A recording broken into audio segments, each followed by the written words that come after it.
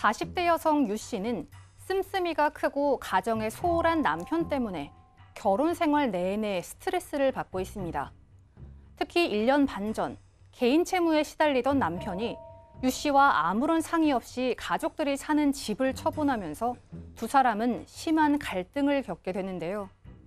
그동안 모은 돈에 친정 도움을 받아 작은 전셋집을 마련하고 새롭게 시작하려 했지만 두 사람의 갈등의 골은 깊어만 갔습니다. 그러던 어느 날 남편은 유 씨에게 일방적으로 이혼을 요구하는데요. 유 씨는 과거 몰래 집을 처분했던 남편이 이번에는 전세 보증금을 빼돌릴까 봐 걱정입니다. 이혼할 땐 하더라도 부부의 전 재산인 전세 보증금은 꼭 지켜야 한다는 유 씨. 남편이 자신 명의로 된 전셋집을 몰래 처분하지 못하게 하려면 어떻게 해야 할까요?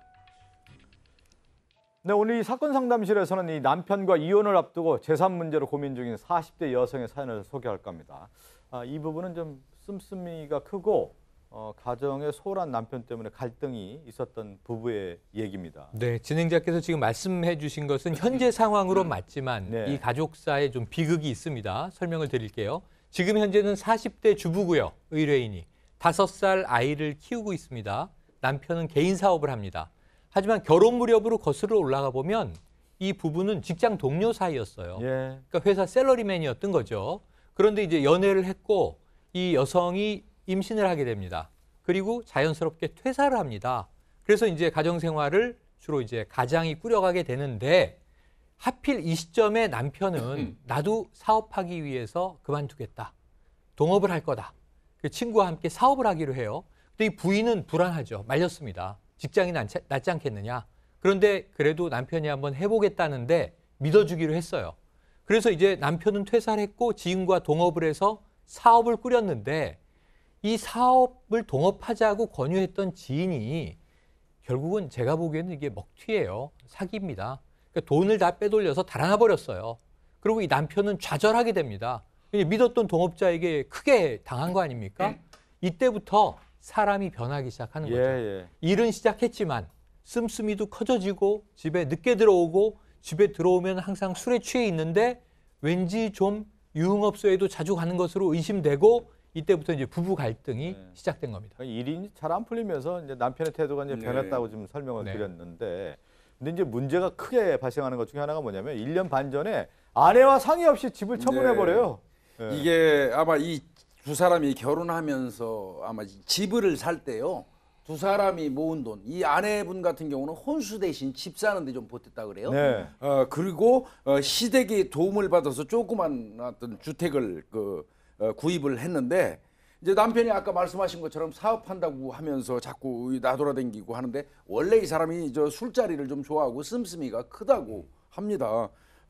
그리고 뭐 이 사업도 제대로 안 되다 보니까 이제 이 사람 빚을 많이 졌던 모양이에요. 예. 아내 몰래 빚을 졌겠죠. 그러니까 이제 견디기 힘들었겠죠.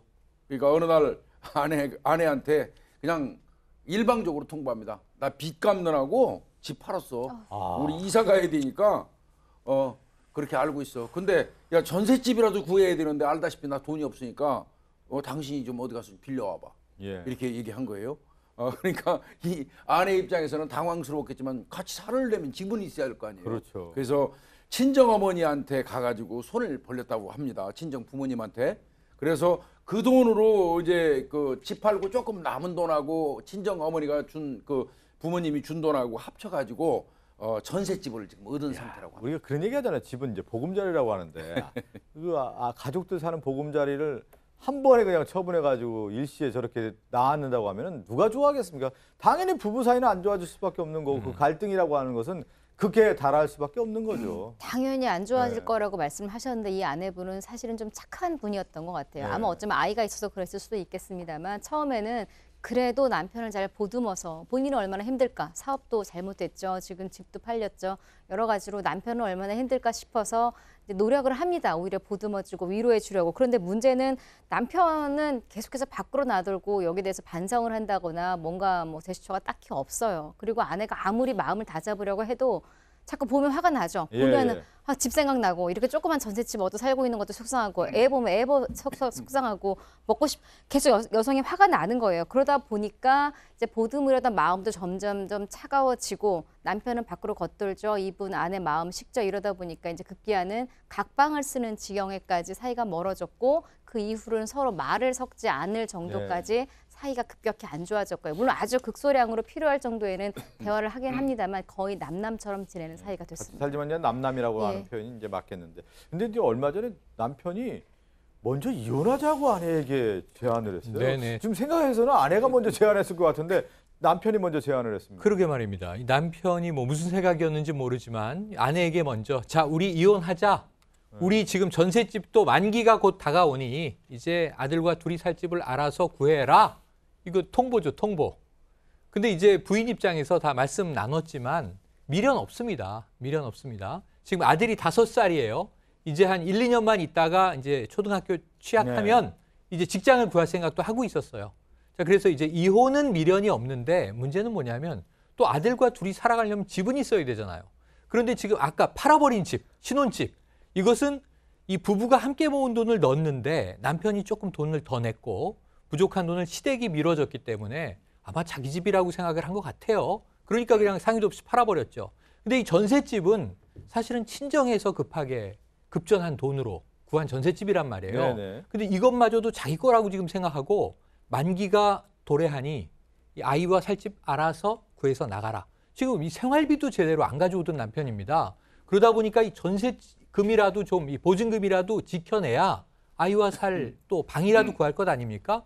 이것 때문에 남편이 전세금을 빼갈까 봐 이게 지금 큰 걱정이 된 겁니다. 예, 지금 말씀드린 것처럼 전세금 빼갈까 봐 제일 걱정하시는 거예요. 지금 아내 맞아요, 입장에서는요. 맞아요. 예. 예. 그러니까 뭐 전세금이 내 돈이다 이것도 있습니다만 또 그냥 단순히 만기가 돼서 빼가는 게 아니라 또 하나의 걱정은 과거에 집을 몰래 판 그렇죠. 적이 있었잖아요. 예. 그리고 그 집 판 이유가 이 아내와 연관된 이유가 조금도 없었잖아요. 뭐 물론 사기당한 금액도 있었습니다만 워낙 유흥을 또 좋아하다 보니까 유흥비로 많이 빚을 진 것도 있었거든요. 전적으로 남편에게 필요한 돈을 갚기 위해서 집을 팔았던 사람이 전세 만기 되기 이전에 이 전세도 지금 남편 명의로 되어 있거든요. 그러니까 아내가 애초에 이런 생각을 못하고 지난 집도 남편 명의였었고 이번 전세도 남편 명의이기 때문에 혹시나 만기가 되기 이전에라도 남편이 혹시나 마음을 바꿔서 전세금을 빼버릴 수도 있다는 생각이 예. 드는 거죠. 그래서 이혼은 차치하고라도 전세금도 날리지 않았으면 좋겠다는 걱정이 지금 함께 있는 상황입니다. 자, 오늘 저희가 뭐 대략적으로 이제 설명을 드렸는데 오늘 사연 보내주신 분의 궁금증, 여하 10대 여성의 궁금증을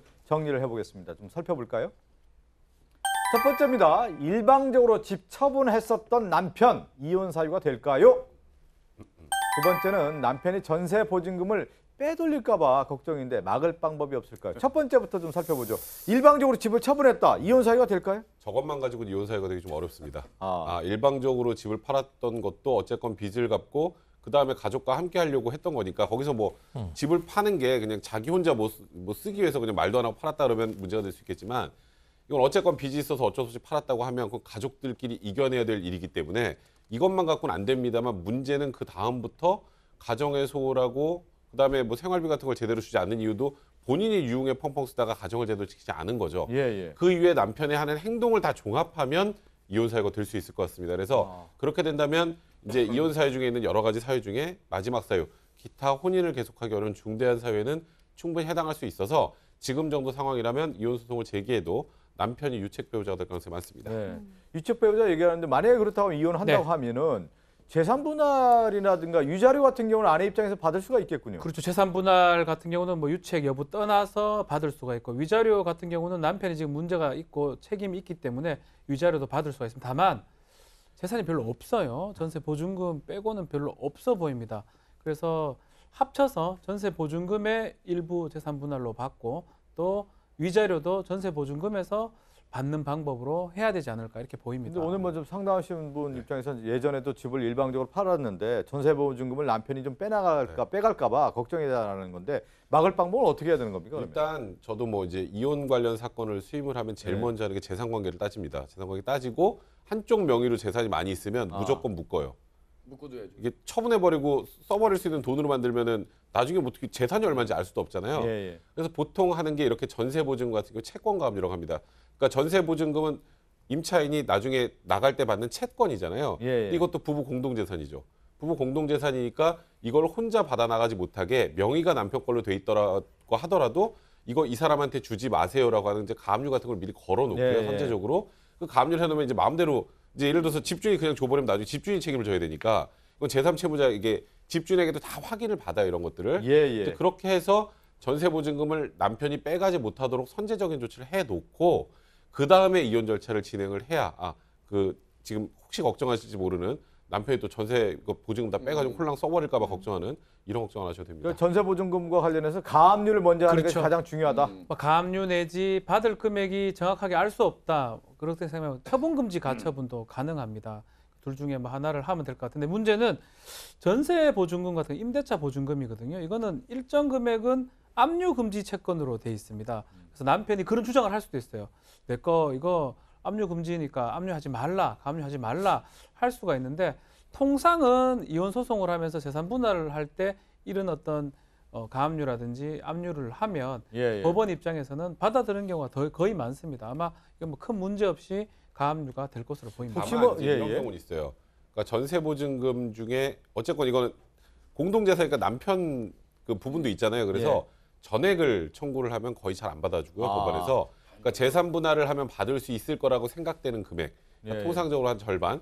거기다가 이제 뭐 이 남편이 잘못한 것들 쭉 적어서 이제 위자료 부분까지 얘기를 해서 그 채권을 확정한 다음에 네, 네. 그러니까 무조건 우리 이혼하니까 전세보증금 주지 마세요라면 안 받아주고 예, 예. 이게 내가 받을 금액이 얼마인지 특정을 해서 이제 가압류 신청을 해야. 근데 지금 오늘 뭐 상담하신 분은 이제 전세보증금만 있다라고 얘기하지만 남편이 먼저 이혼을 제안했을 정도면 숨겨놓은 재산도 있지 않을까요? 그러면 그걸 좀 찾아내야 되겠죠. 만약에 이제 네. 아내가 그걸 알 수만 있다 그러면 그것도 당연히 재산 분할의 네. 대상이 될 수가 있는데요.